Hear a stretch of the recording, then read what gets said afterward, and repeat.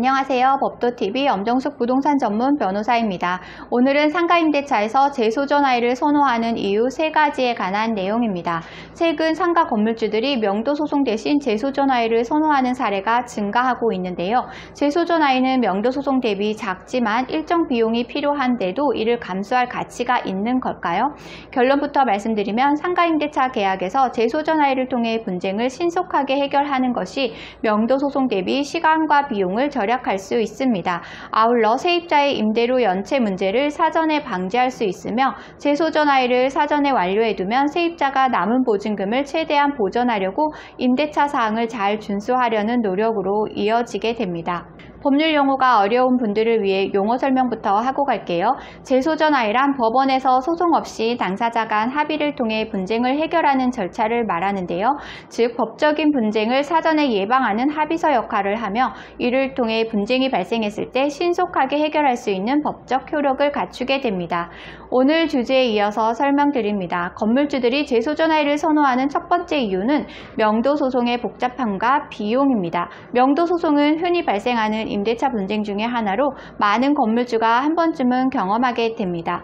이 과정에서 명도소송의 가장 큰 장애물인 송달불능에 마주할 수 있습니다. 송달불능이란 세입자가 고의로 법원 문서를 수령을 거부하면 소송 절차가 지연되는 것을 의미합니다. 이러한 지연은 건물주가 신규 세입자를 받는 것을 어렵게 만들고 판결이 날 때까지 마냥 기다려야 하는 상황에 처해질 수 있습니다. 반면 재소전화일은 소송을 거치지 않기 때문에 소송에 필요한 시간과 비용을 절약할 수 있는데요. 건물주가 재소전화일을 선호하는 두 번째 이유는 임대료 연체 위험의 감소입니다. 재소전화일을 마친 상가 건물주는 임대차 계약이 종료되면 바로 강제 집행을 시작할 수 있습니다. 이는 보증금 범위 내에서 진행되므로 미납 임대료가 보증금을 초과하는 문제를 사전에 방지할 수 있습니다.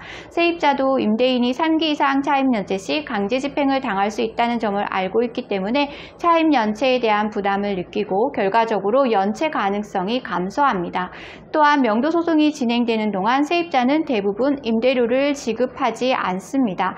만약 소송 기간이 길어진다면 세입자의 미납 임대료 역시 증가해서 종종 보증금을 초과하게 되어 건물주의 경제적 손실이 커질 수밖에 없습니다. 반면 재소전화의 조서는 명도소송의 판결문과 같은 집행 권한이기 때문에 판결문을 기다리지 않아도 된다는 장점이 있습니다. 판결이 나올 때까지 임대료를 내지 않아 건물주의 피해를 키우는 명도소송 절차와는 확실히 다른 차이라고 볼 수 있습니다.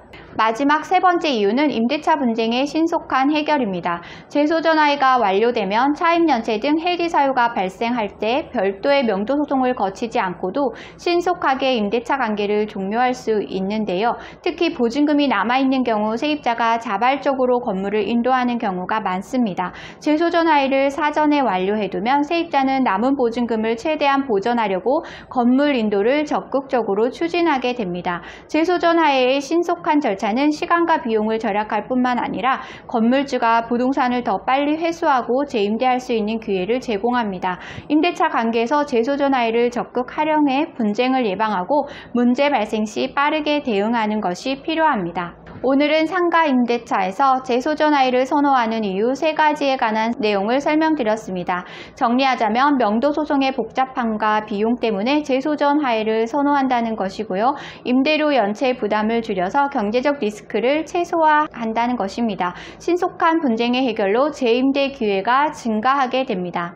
오늘 주제와 관련된 문의사항이나 재소전 관련 문의사항이 있으신 분들은 홈페이지에 문의사항을 남겨주시면 바로 답변해 드리고 있는데요. 홈페이지는 네이버에서 엄정숙 변호사의 재소전화일을 검색하시면 쉽게 찾으실 수 있습니다. 홈페이지에 접속하시면 상단 우측에 인터넷 무료 상담 메뉴가 보이실 텐데요. 파란색으로 체크된 부분은 명확하게 정보를 입력해 주시고 본문에 궁금한 내용을 입력해 주시면 바로 답변해 드리겠습니다.